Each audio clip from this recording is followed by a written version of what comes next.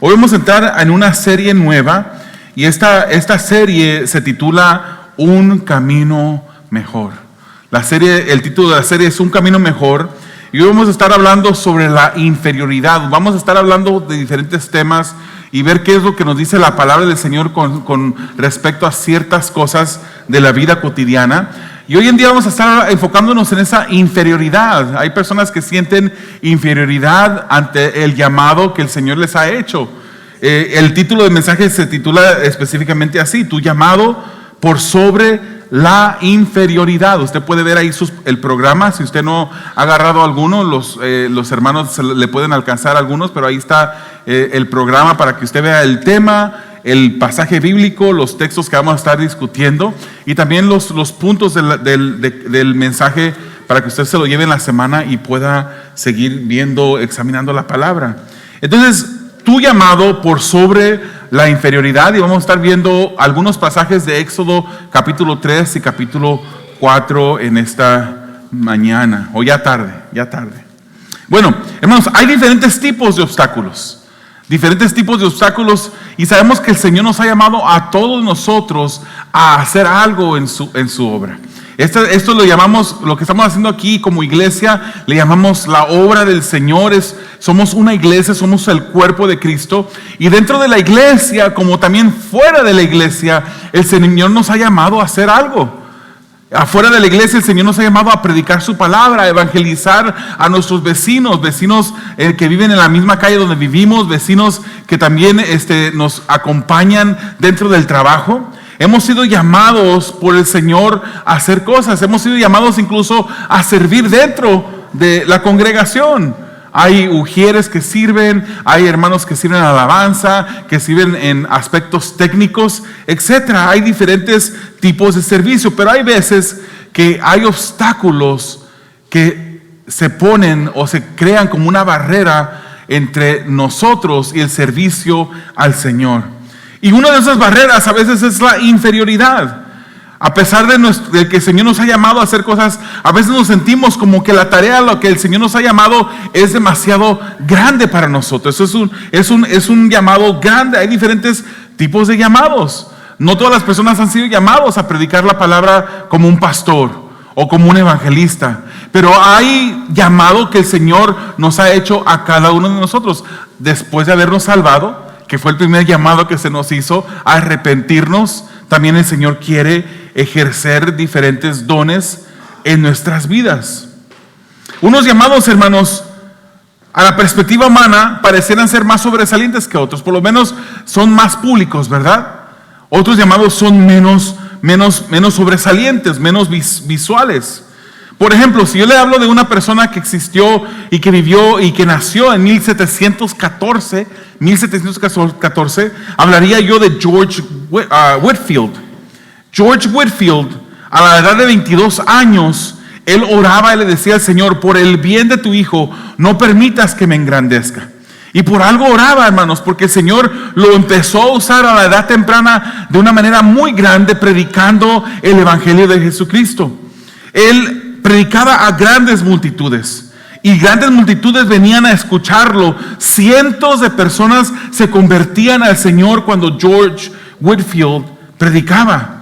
Cientos se convertían. Sus predicaciones hicieron temblar a Estados Unidos y a Gran Bretaña. Él predicaba entre 40 y 60 horas a la semana.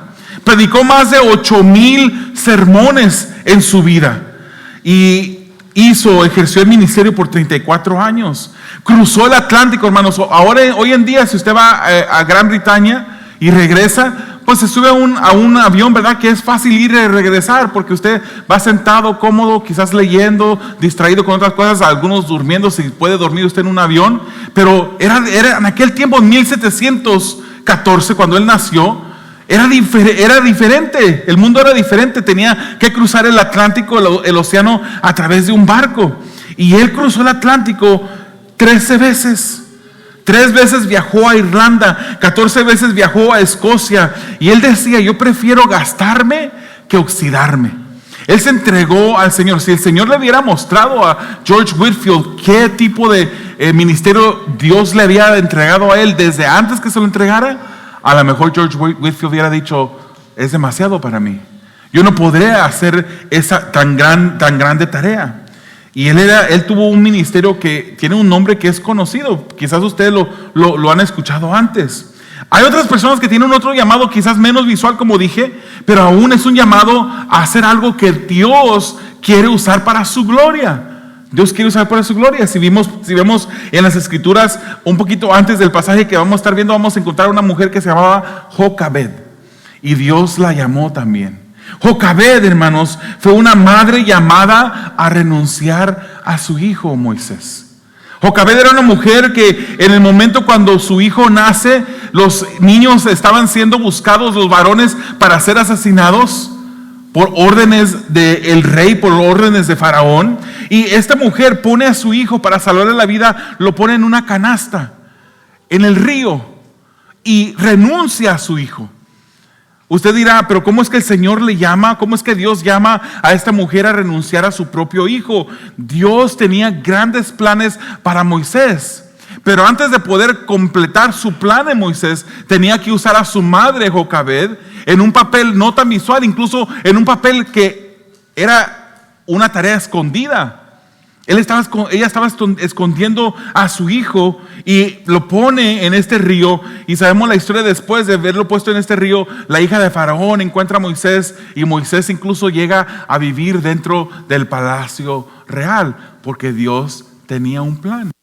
Las cosas que pasan en nuestra vida no son coincidencia. Cuando el Señor tenía ese plan, incluso Él no mandó a Faraón a que diera la orden de matar a los niños. Pero ese pecado que decidió hacer Faraón y por el cual Faraón era responsable, ese pecado Dios lo usó para su gloria. Dios usa todas las cosas que suceden, aun cuando no las manda, porque Él no puede ser tentado por el pecado. Él nunca tienta a nadie a pecar. Eso no es algo que Dios hace jamás.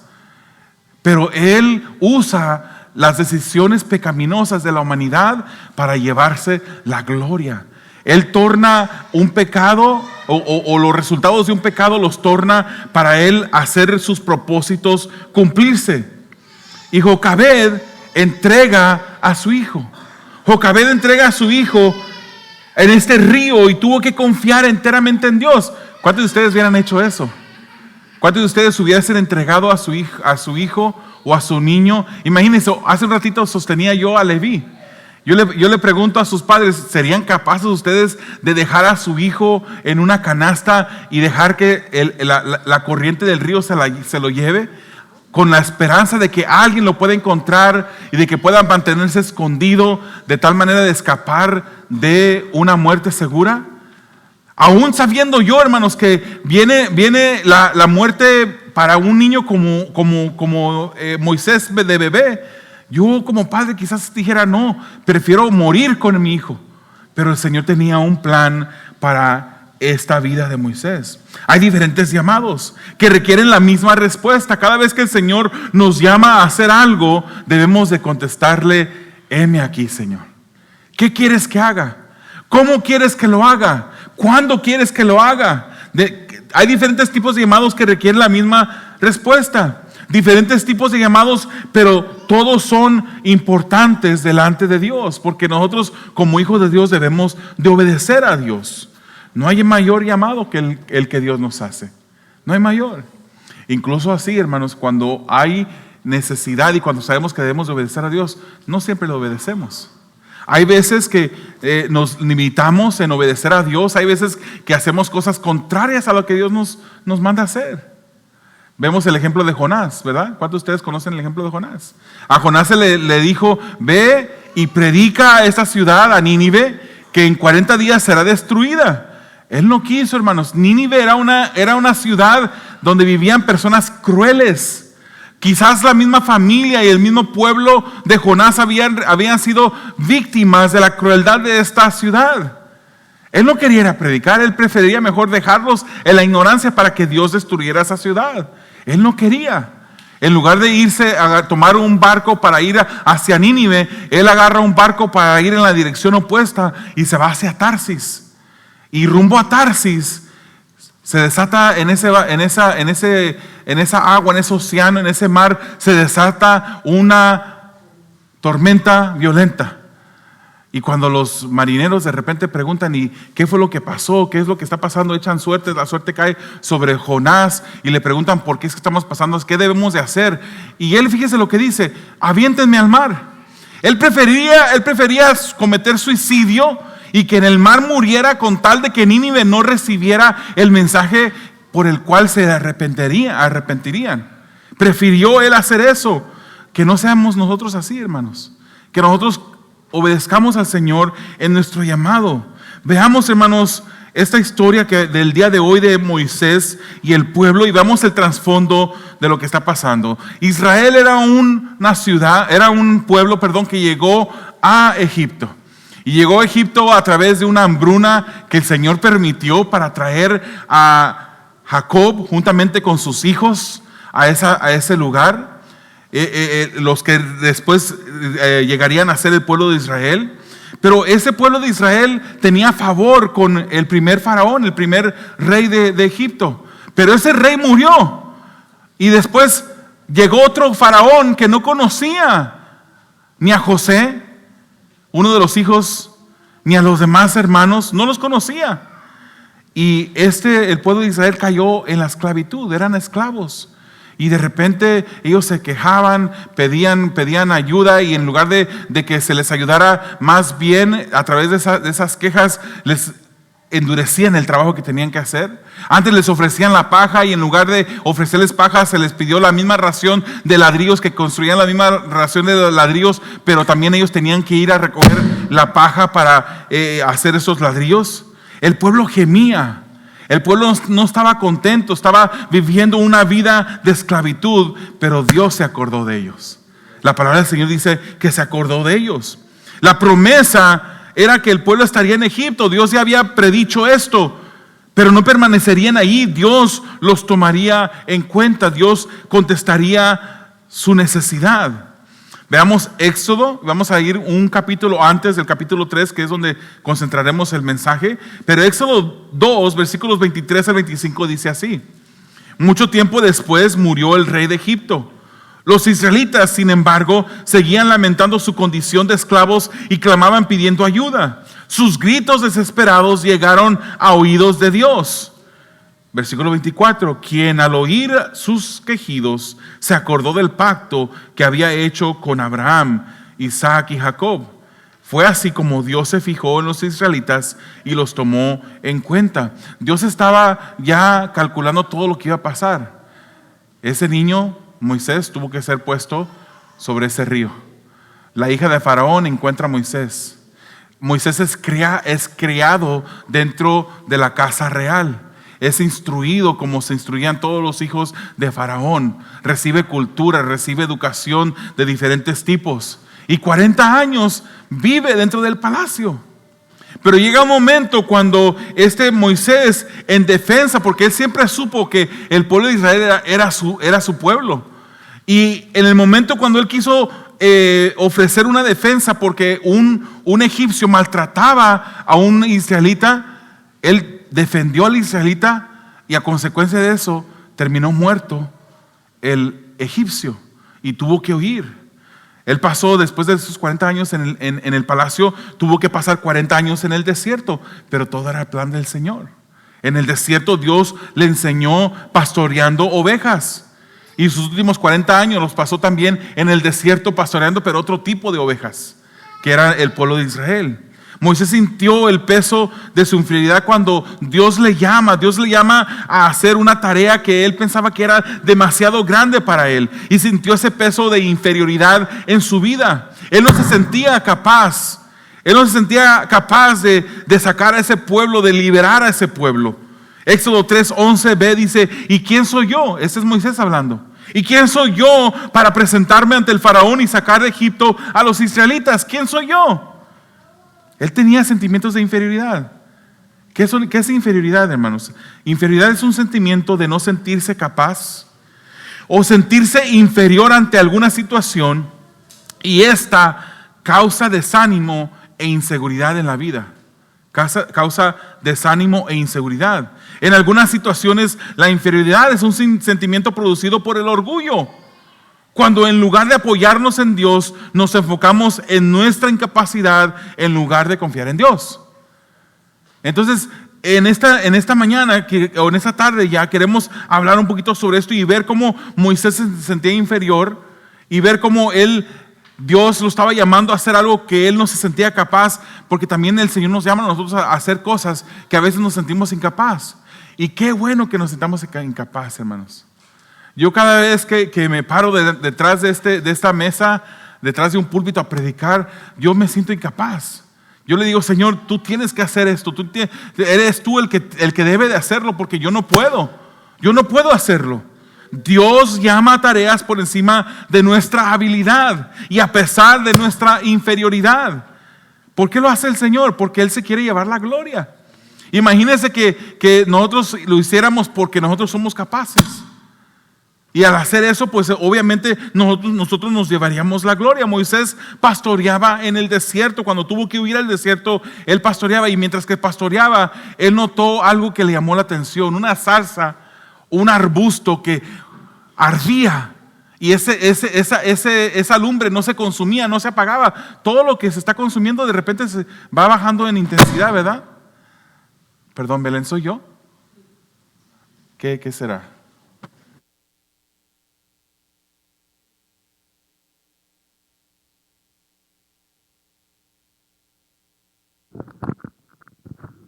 Bueno, hermanos, todo lo que está ardiendo obviamente baja en intensidad. Y cuando Dios llamó a Moisés, él notó que esta zarza ardía, pero que no se consumía. En Éxodo 3:4 dice, cuando el Señor vio que Moisés se acercaba a mirar, lo llamó desde la zarza y le dijo a Moisés, Moisés, Moisés, aquí estoy, respondió Moisés.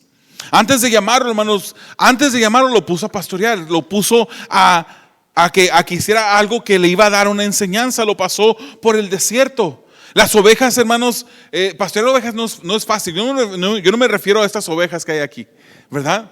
Pero el animalito que es oveja, el pastorear a ese animalito no es fácil. No es fácil. Las ovejitas son tercas y están siempre necesitadas de dirección. ¿Cuántos han pastoreado ovejas? ¿Cuántos han pastoreado ovejas? ¿Ninguno? ¿No hay aquí ninguno que pueda pasar enfrente y nos da su experiencia de cómo le iba? Hermanos, las ovejitas son necesitadas de dirección. ¿No se fija cómo a veces una ovejita va y se avienta por un deslizadero y ahí van las otras ovejas y siguen detrás de la oveja que va liderando? Así pasa a veces. El desierto, hermanos, en el desierto Moisés tuvo que pastorear esas ovejas. Y cuando uno piensa en el desierto, uno piensa en esas connotaciones negativas. No nos gusta pasar por el desierto. Ya sea un desierto financiero, ya sea un desierto de salud, un desierto espiritual. No nos gusta pasar por ahí, pero los desiertos nos hacen crecer y purifican nuestras vidas. Es necesario los desiertos y el Señor usa los desiertos para Él moldearnos a nosotros, para quitarnos las cosas que a Él no le agradan, moldearnos e irnos cambiando. Dios no llamó a Moisés cuando era un príncipe en Egipto, no lo llamó. Lo llama cuando estaba pastoreando en el desierto. Es que, hermanos, antes de servir, Dios planea un encuentro con Moisés. Y es necesario de nosotros encontrarnos con Dios ante toda situación, incluso en medio de la inferioridad. ¿Cuántos de ustedes se han sentido inferiores ante una tarea que el Señor les ha llamado a hacer? De repente el Señor le dice, predícale a aquella persona que está ahí. Usted siente en su corazón una carga por una persona que Dios le llama a predicar y usted dice, ¿qué voy a decir? ¿Cómo lo voy a hacer? ¿Cuál versículo de la palabra le voy a citar? Si soy muy malo para la memorización. Y uno se cohíbe y no hace lo que el Señor le manda a hacer. Tenemos sentidos de inferioridad, pero debemos de obedecer al Señor. A Moisés Dios le dice que el lugar donde estaba la zarza, donde él pisaba, era un lugar santo. Y le dice incluso que se quitara las sandalias, hermanos. Hay cosas de las cuales nosotros también debemos de deshacernos en nuestra obediencia al llamado de Dios. No podremos obedecer a Dios si no nos quitamos ciertas cosas, si no eliminamos ciertas cosas de nuestras vidas. ¿Qué es eso? Típicamente es el pecado, de diferentes tipos de pecado. Debemos de hacerlo a un lado para que el Señor nos purifique, para que nosotros podamos obedecer y hacer la obra que el Señor nos manda a hacer. Entreguémosle al Señor lo que nos estorba. Y una de esas cosas es la inferioridad. No es que no le estoy diciendo, hermanos, aquí no estoy predicando un mensaje de autoestima. No estoy predicando algo de una filosofía del mundo que dice, ámate a ti mismo. Tú eres una gran persona. No, hermanos. Nosotros somos personas que la palabra del Señor nos compara como vasos de barro. Pero el que habita en cada uno de nosotros, el que vive dentro de nosotros, Él sí es grande. Y Él nos puede llevar a hacer cosas que nosotros nos quedaremos asombrados al ver lo que Dios hace. Los versículos 5 y 6 de este mismo capítulo nos dice que Dios promete a Moisés que libraría a su pueblo de la esclavitud en Egipto, y se presenta como el Dios de sus antepasados. Moisés conocía directamente la angustia del pueblo, por eso tuvo que huir al defender uno de los israelitas, y su acción lo mantuvo en el desierto escondido. Y luego si vamos al versículo 7 y 12, ahí en su Biblia no va a aparecer en la pantalla, pero usted mira su Biblia en Éxodo 3, 7 al 12, nos habla de cómo Dios revela que ha escuchado el clamor del pueblo, porque el pueblo estaba sufriendo, y pronuncia la promesa de que les daría una tierra que fluiría leche y miel. Pero aquí es donde vemos que Moisés le pone un alto a Dios. Quiso ponerle un alto a Dios. Se enfocó en sus insuficiencias. Se enfocó en su inferioridad como una razón para no obedecer a Dios. En Éxodo 3, versículos 11 al 14, vamos a leerlo, esto sí. Dice, pero Moisés dijo a Dios, ¿y quién soy yo para presentarme ante el faraón y sacar de Egipto a los israelitas? Yo estaré contigo, respondió Dios, y te voy a dar una señal de que yo soy yo quien te envía. Cuando haya sacado de Egipto a mi pueblo, todos ustedes me adorarán en esta montaña. Con eso debió de haberse sido suficiente para Moisés. Yo soy el que estaré contigo. Pero fíjese lo que dice el versículo 13. Pero Moisés insistió. Supongamos que me presento ante los israelitas y les digo, el Dios de sus antepasados me ha enviado a ustedes. Si me preguntan, ¿y cómo se llama? O sea, ¿cómo se llama ese Dios? ¿Qué le respondo? Pregunta a este Moisés. Y en el versículo 14 Dios le dice a Moisés, yo soy el que soy. Respondió Dios a Moisés. Y esto es lo que tienes que decirle a los israelitas. Yo soy, me ha enviado a ustedes. El Dios eterno se presenta como el yo soy. Es interesante cómo Jesucristo usa ese mismo nombre de yo soy en las Escrituras. Moisés estaba renuente, hermanos, él no quería. Él estaba tranquilo en el desierto pastoreando las ovejas, aunque no era el mejor y más destacado trabajo que pudiera una persona tener, pero él prefería quedarse en el desierto pastoreando las ovejas que ir delante del faraón. ¿Cómo voy a ir yo? Decía Moisés, ante el rey, ante el gobernador supremo de esa tierra y decirles que voy a sacar al pueblo de Egipto. J. Oswald Sanders dice que Moisés no tenía capacidad, que no tenía mensaje, que no tenía autoridad, no tenía elocuencia, no era aceptado por el pueblo. Y me imagino que Moisés se enfocaba en esas cosas. Fíjense, hermanos, cuando Moisés defendió al israelita del egipcio y que este egipcio termina muerto, o sea, Moisés lo mató.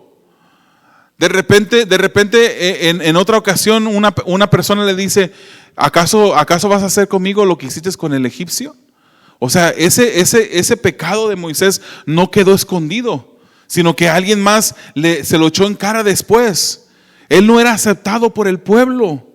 Moisés no pudo reconocer en ese momento que Dios lo estaba escogiendo, aunque tuviera esas insuficiencias, aunque fuese inferior.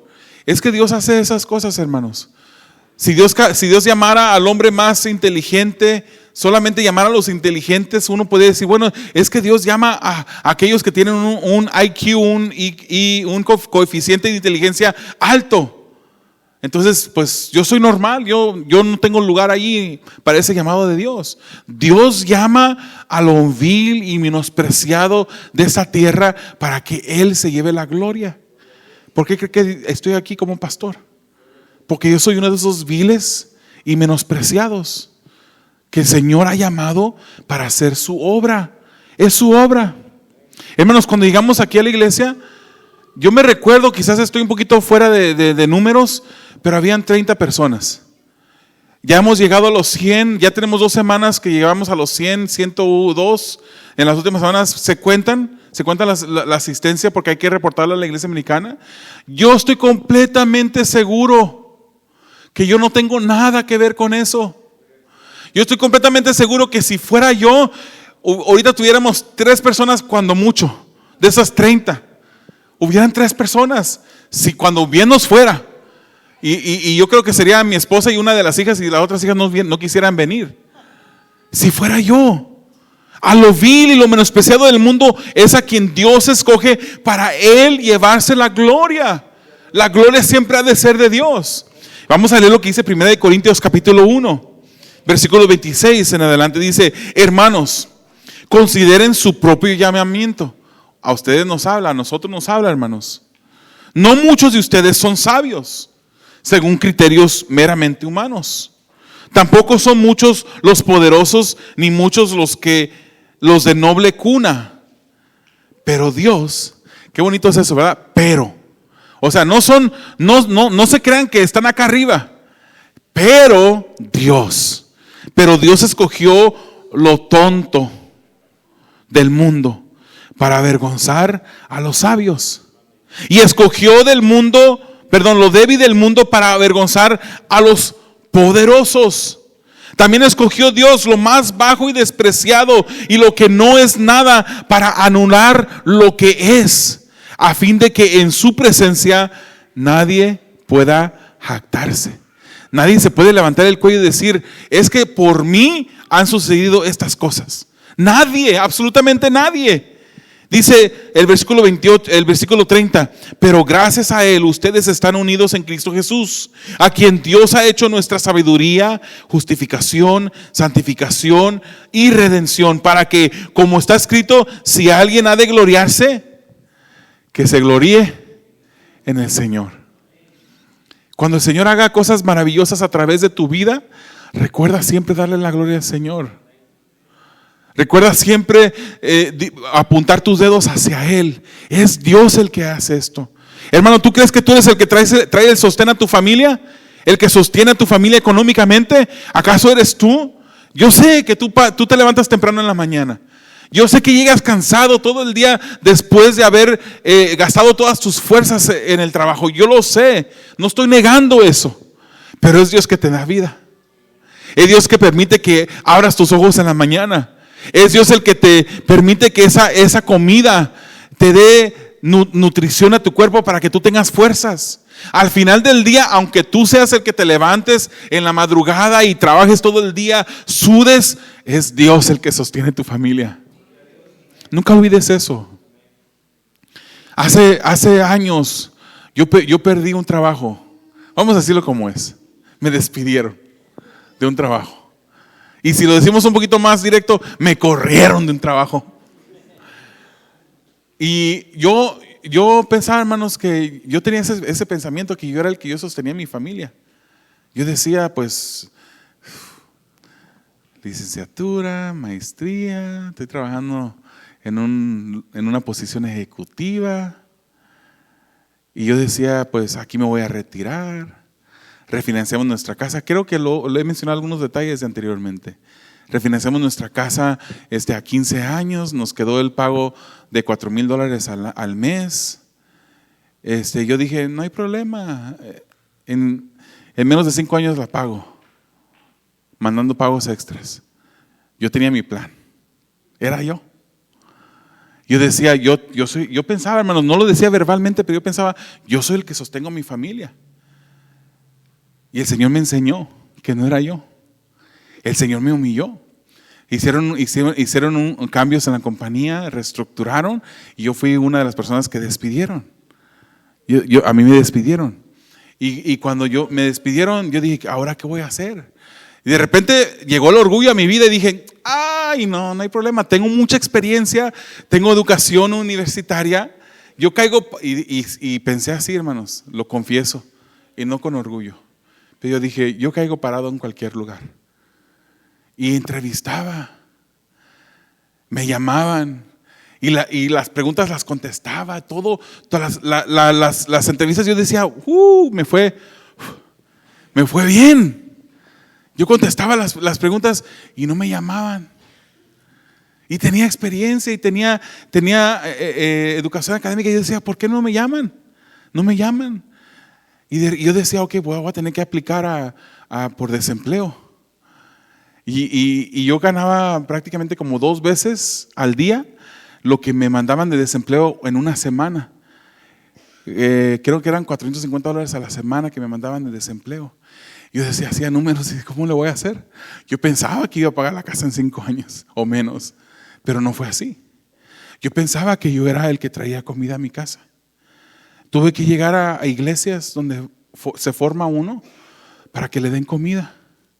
Yo y mi esposa nos poníamos en línea y el Señor me enseñaba que no era yo, que es Él, que siempre ha sido Él, que siempre será Él. Entonces, cuando el Señor nos llama, Él nos llama a pesar de nuestra inferioridad, a pesar de nuestra insuficiencia. Él es el que nos llama y llama a lo vil y lo menospreciado de este mundo para Él llevarse la gloria, para que sepamos que es Él el que hace todo a través de nosotros. Pero es Él, es Él.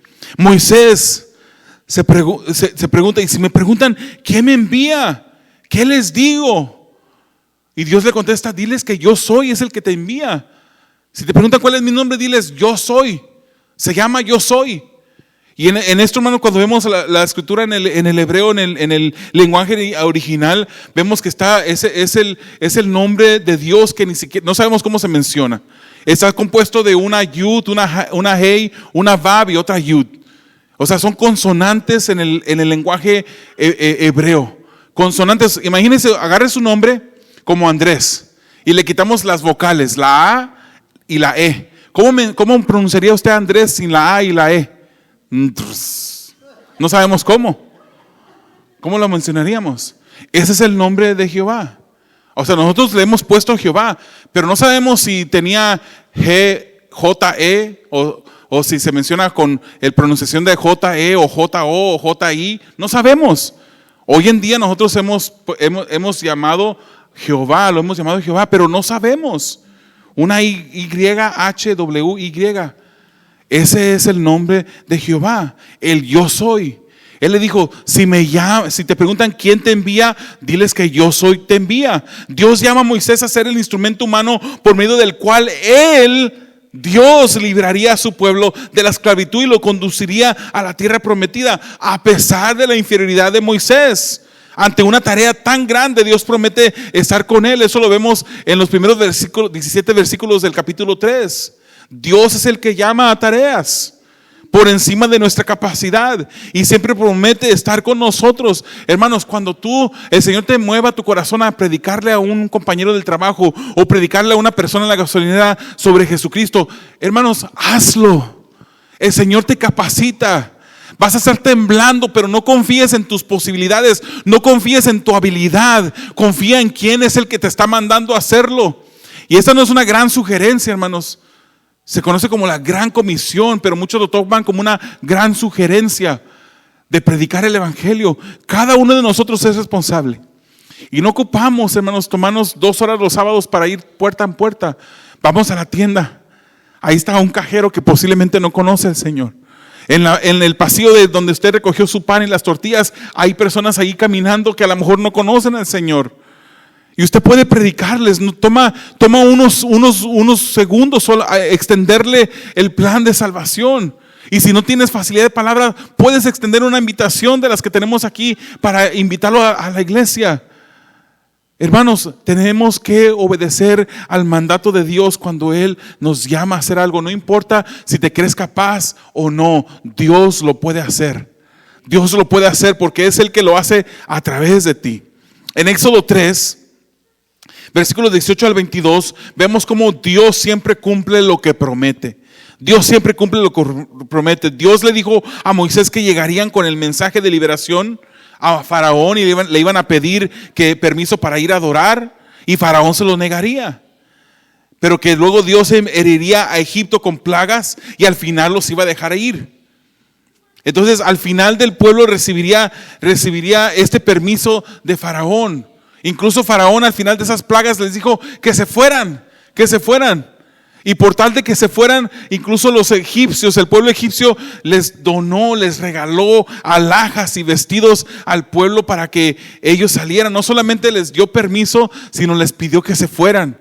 Porque es Dios el que está en el asunto. Cuando Dios te llama a hacer algo, confía en Dios. Que Él ya preparó de antemano tu corazón. Él está preparando de antemano el camino para que tú solamente pases por esas cosas. No podemos tomar el crédito de nada. No somos salvos por obras, pero somos salvos y luego caminamos por las obras. Amén. El Señor ya diseñó, de acuerdo a Efesios capítulo 2, versículo 10, diseñó esas obras por las cuales nosotros vamos a caminar sobre ellas. Ni siquiera por las obras que hacemos podemos tomar el crédito. Es Dios el que ya las puso de antemano para que nosotros solamente camináramos por ellas. Dios siempre cumple lo que promete. Él usa su poder y maravillas a nuestro favor y nos bendice de esa manera. El punto, hermano, no es enfocarnos en nosotros. El punto es mirar a Dios, mirarlo a Él. Veamos cómo nuestra dependencia en Dios debe ser total. Capítulo 4 de Génesis. Los primeros 17 versículos, no lo estamos leyendo todo, hermano. Eso es para que usted se lo lleve a su casa y lo lea, porque obviamente no habría tiempo para leerlo todo. Pero Génesis 4 de 1 a 17 nos enseña cómo Moisés recibe señales para el pueblo. Cuando él llegue y diga, Dios de tus antepasados me ha enviado, le iban a preguntar, ¿y cómo se llama? Pero solamente con eso Dios también le da a él unas señales, le da una vara que se pueda convertir en serpiente. Le dice que también su mano él metería en su costado y cuando la sacara su mano saldría leprosa. Y si la volvería a meter y la sacaba, estaría limpia. Es una señal que Dios le estaba dando a él para que él pudiera convencer a las personas que él en verdad estaba siendo enviado por Dios. Él convertiría el agua en sangre. Pero aún así, Moisés insiste en su inferioridad. Cabezón el muchacho. Dios se enoja contra Moisés. Fíjese lo que dice Éxodo 4, 13 al 15. Señor, insistió Moisés, te ruego que envíes a alguna otra persona. Entonces el Señor, ¿qué dice? Ardió en ira contra Moisés y le dijo, ¿y qué hay de tu hermano Aarón el levita? Yo sé que él es muy elocuente, además ya ha salido a tu encuentro y cuando te vea se alegrará su corazón. Tú hablarás con él y le pondrás las palabras en la boca. Yo los ayudaré a hablar y a ti y a él y les enseñaré lo que tienen que hacer. Al final él podía haberlo hecho, pero él no quiso. Y Dios le suple o le dice, usaré a tu hermano. Tú le darás a él las palabras para que él hable por ti. Las señales eran, hermanos, dadas para que la gente le creyera. Cuando Dios llama, Dios equipa. ¿Estamos de acuerdo? Estamos de acuerdo que podemos hacer lo que el Señor nos manda a hacer sin temor de cómo lo vamos a hacer. Amén. Entreguemos al Señor nuestras insuficiencias, nuestras inferioridades. Él se convierte en nuestra suficiencia. En Él somos más que vencedores. Amén. Estoy avanzando porque veo que el tiempo avanza. Vamos a ver el cuarto y último punto. La disposición a obedecer a Dios se demuestra en acción. Muchas veces nosotros decimos, Dios está en control, Dios está en su trono sentado, Dios lo puede hacer, pero no tomamos acción, nos detenemos. Si vemos los versículos 18 al 31 de Éxodo 4, vamos a leer cómo Moisés se marcha a Egipto con la bendición de su suegro cuando deja el desierto. La vara del versículo 2 que vemos en el versículo 2 se convierte en la vara de Dios en el versículo 20. Él va a ir a Faraón, pero Faraón endurecerá su corazón. Dios quería sacar el pueblo de Dios para Egipto y llevarlo al desierto. El desierto, hermanos, es un instrumento de parte de Dios para purificar a las personas. El desierto produce en nuestras vidas humildad, produce obediencia. Aunque a este Moisés le faltaba todavía aprender un poquito más de la obediencia, pero produce en nosotros obediencia, produce en nosotros una paciencia mientras pasamos por la espera. Produce en nosotros el reconocimiento de que Dios es soberano y revela a nuestras vidas nuestras incapacidades. No para que nos enfoquemos en ellas, sino para que siempre recordemos que lo que podemos hacer es por lo que Dios hace en nosotros. Nos enseña a depender de Dios. No le tengas miedo al desierto que estás pasando en este momento. En el desierto Dios viene siempre a tu encuentro. Fíjese lo que dice Éxodo 4:31. Dice, el pueblo creyó. Y oyendo que Jehová había visitado a los hijos de Israel y que había visto su aflicción, se inclinaron y adoraron. El pueblo creyó que Moisés había sido enviado. La disposición a obedecer a Dios se demuestra en acción. Moisés, aun cuando dudó, aun cuando se opuso, aun cuando puso resistencia, él tomó acción y obedeció al final. Y Dios bendijo su obediencia, moviendo el corazón del pueblo. Moisés necesitaba aprender que su confianza en Dios nunca lo defraudaría. Tú sabes que tu confianza en Dios tampoco te va a defraudar. A veces tú piensas, es que el Señor se está tardando. Tengo una petición que estoy esperando su respuesta y aún no me contesta. Dios no te va a defraudar. A veces Él dice, espera un poquito más.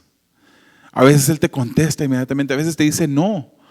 Aunque tú piensas que es el mejor camino, a veces Dios sabe que no es el mejor camino. Y tenemos que confiar en lo que la Escritura dice. Su palabra nos dice que su voluntad es buena, agradable y es perfecta. Si nosotros decidimos a toda costa confiar y temer en Dios o a Dios, nada ni nadie se podrá interponer en nuestra obediencia a Dios, y Dios cumplirá sus propósitos en nuestras vidas. ¿Cuál es tu llamado? ¿A qué te ha llamado el Señor en tu vida? ¿Te ha llamado como padre a instruir a tu familia en el camino del Señor?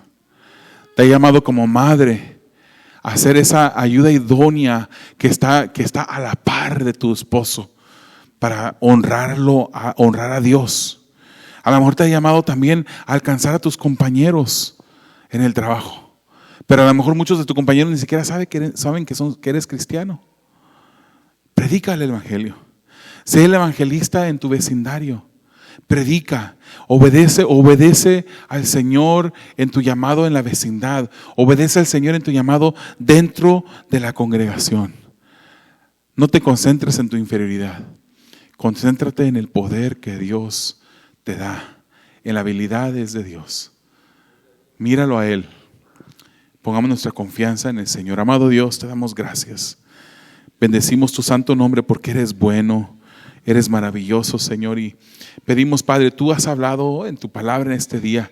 Yo quiero pedirte, Señor, que tú obres en cada mente y corazón que en este lugar están en esta hora.